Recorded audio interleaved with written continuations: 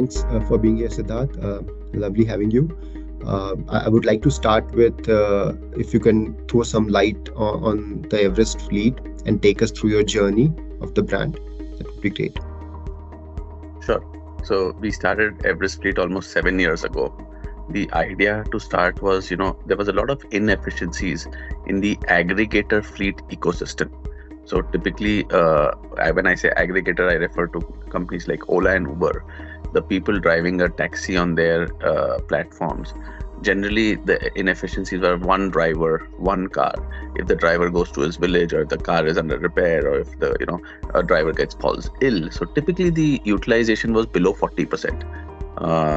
That time we started off with 2 cars with the thought that can we take this 40% to 80%, which means our cars will run for double shift. It will run 24 hours, 365 days. We'll have backup drivers. We have a tech algorithm to map a driver to a car continuously and so on. And we started with 2 cars. 2 cars, we successfully demonstrated that, and then added more cars over a period of time. So in short, we were trying to address the inefficiencies, which could have been in terms of the number of hours the asset is utilized, or the cost. Because of economies of scale, our costs were significantly lower. So with this, we started off and we ran a very, very highly efficient business till the time COVID came in. COVID came and we, as every business, we were badly hit. But the beauty that happened was, the city of Mumbai was run by Everest Fleet during COVID, and BST buses, 2 agencies. We got all our cars, all our drivers out on the road, and with the objective was to run the city, not to make money or to lose money. That was not but if someone can pay, make him pay. If someone cannot pay, but the rider should reach his destination. And this was a change. So while said this, we gave a lot to the city, and the city paid back to us with much more than what we had imagined. And we were one of the only fleet companies in probably the country which came out profitable after COVID. The biggest thing that happened was we became a brand in the minds of our customers, and our customers are drivers.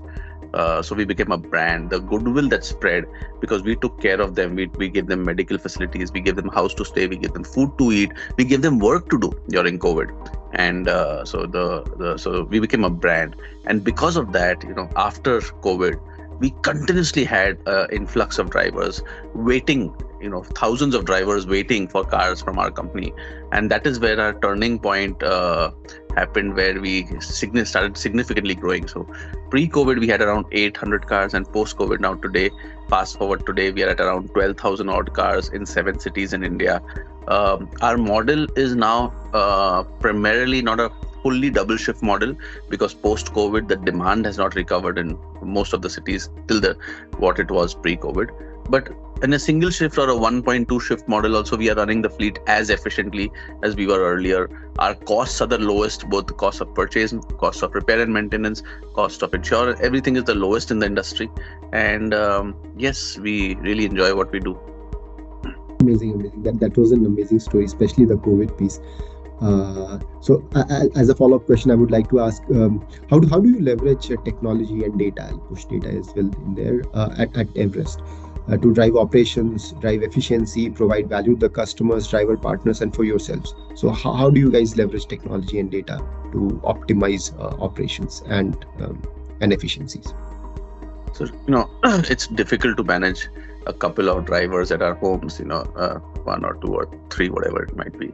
Just imagine we are managing more than 13,000 drivers. So the entire company is driven through tech. While we are a tech-enabled company, so we take a lot of data inputs from various sources. Our aggregator partner, Uber, being one of the data sources. We get a lot of data from the GPS fit in our cars. We get a lot of data from the ground that our drivers. Using all this data and using our tech, So the value add that we do to we give them real-time insights on how to improve efficiency. We give them real-time training. We monitor them very closely that they're not misusing the assets, or not going again. And for our partners, they don't have to come to our office. We don't want them to come to our office. All their issues, all their queries, all that should be resolved offline. Just to give you an example, the taxi industry is dominated by cash. More than 80% of our payments is collected by the drivers in cash, and 97% of the payment that drivers do to us is using online sources, which is, it could be GPay, it could be Paytm, whatever they are comfortable with using UPI. So our drivers, we have trained them over a period of time. We have made them that we use a lot of technology to drive this company. So that is on the one part for the driver customers. The same thing for us. When we have our entire team, we have our own dashboards, our own business intelligence, which continuously using that, we continuously try to enhance the earnings of the driver, and enhances utilization and performance. Third, what we are doing is we are developing bots. Which are already under pilot phase in various cities for engagement with the drivers, and improving their efficiencies again. Fourth, our recruitment team is now moving towards an AI engine where the driver will not come to know whether it's an actual human talking to him or a computer talking to him. So we are doing a lot of work in tech. These are some of the examples that I gave you. There are tons of projects going on in our company for our tech. We have our own driver-facing app for the driver use, and so that's great. And so I just wanted you to throw some light on how the taxi aggregating business has evolved over last few years. We know where we were like 10 years back and now where we are. There were a lot of players initially. We eventually moved into a duopoly. Now few more players have come in.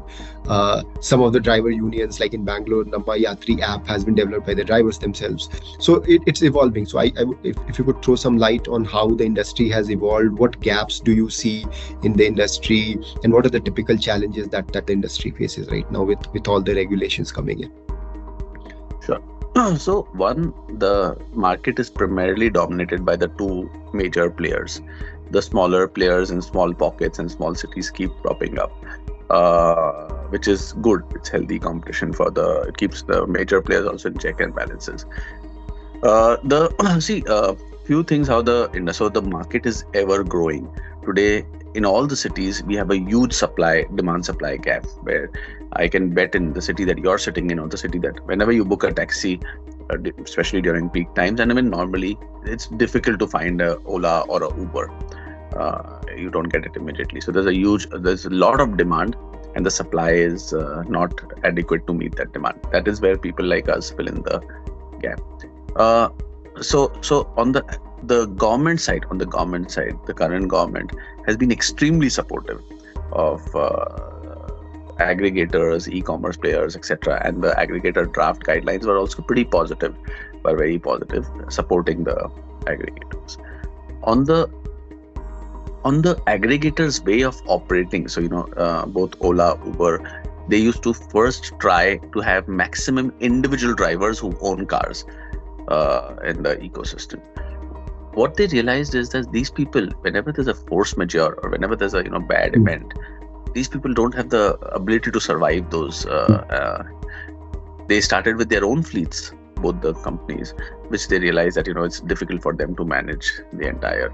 So then they started incubating partners like us, fleet operators, where we fill the gap between an individual driver and these aggregators. And this model towards shifting into a fleet supply is now something that both the aggregators are doing actively, and we see that a significant percentage of their fleet over the next few years might be contributed by players like us, many players like us.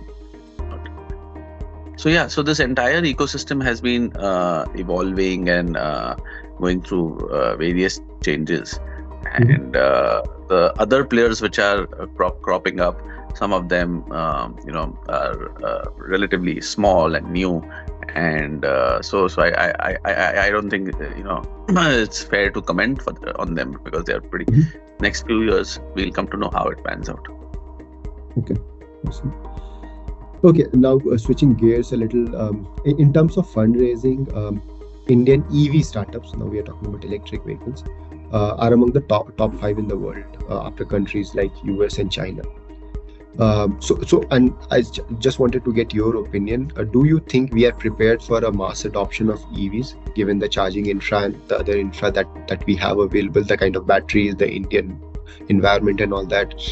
And what kind of development do you believe is setting forth in taxi aggregating industry as far as the EV adoption is concerned? Obviously, the likes of 𝗧𝗵𝗲. Yeah.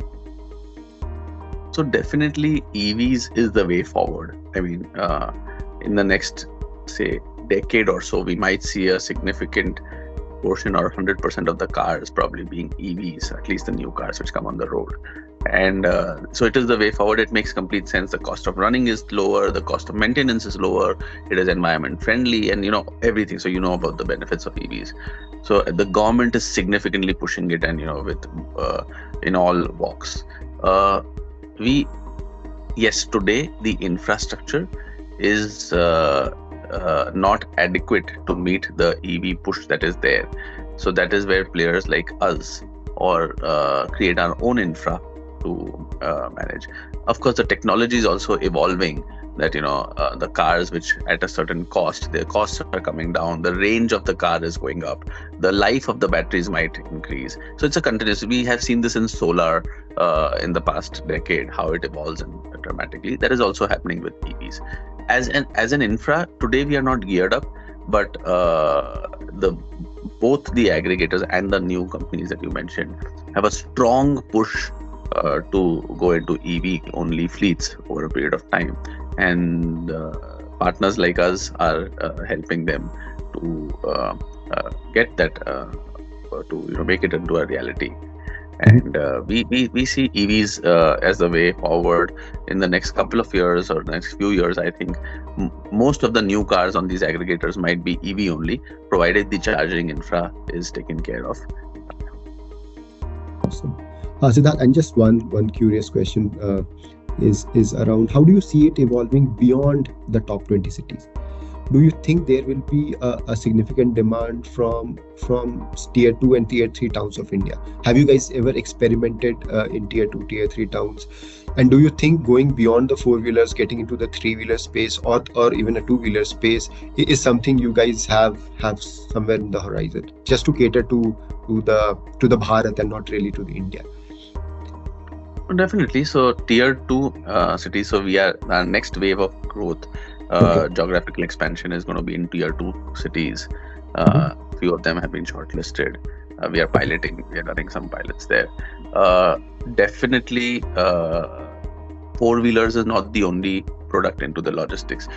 As you said, 3-wheelers, 2-wheelers. So we are also working aggressively towards EV 2-wheelers, into our existing cities and into newer cities. More of it we can discuss once we actually start execution. And Bharat, as you rightly said, is a huge market. Huge market. We want to focus on India and move faster into getting into the top 15 cities of India, at least in the immediate future, from the current 7 cities that we are operating. Got it. Okay. So lastly, to wrap things up, we would like to talk about the association between Vivriti Capital and Everest. How has the association been? If you could throw some light on that, great. The association has been extremely good. Vivriti has been a lending partner to us, and not only lending, they also help us into other things wherever we reach out to them, and extremely helpful. And this, what I was very impressed with y'all, if I may say, or Vivriti, is the exhaustive due diligence that y'all did before getting confidence on us or before taking a bet on us, which I have not seen even the larger institutions do. So we take debt from all kinds of, even the larger institutions are they doing in that detail, that thorough. and which was not only a theoretical due diligence, that paper due diligence or this. It was a more realistic due diligence, both on the business, on the people, on the everything. And I guess because of this effort of yours initially, then you all come with more confidence that you all can take bigger bets again and again, and larger bets. So yeah, the experience has been fantastic. Amazing. Thank you so much, Siddharth, for this webinar, for spending time with us. Looking forward to more such conversations in future. Thank you, Sushant.